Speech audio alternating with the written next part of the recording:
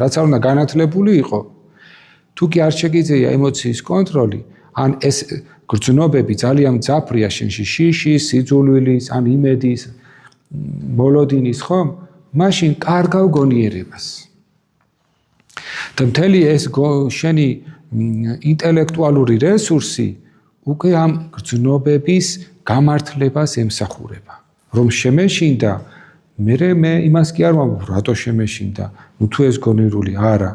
რახან შემეშინდა და ეს გრძნობა ძლიერია ჩემში, მე უკვე ვფიქრობ, რომ აბარა უნდა შემშინებოდა და არგუმენტებს ვეძებ, რომ შემეშინდა, რომ ნამდვილად უნდა შემშინებოდა და მე ვეძებ ისეთი ინფორმაციას, რაც გააძლიერებს ჩემს ამ მდგომარეობას.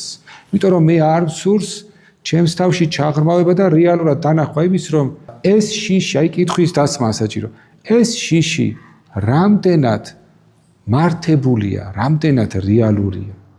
ამას უკვე ვეღარ უსვამ ჩემს თავს, ამ შეკითხვას ვეღარ უსვამ, იმიტომ რომ ჩემს თავს არ ვიცნობ კარგად.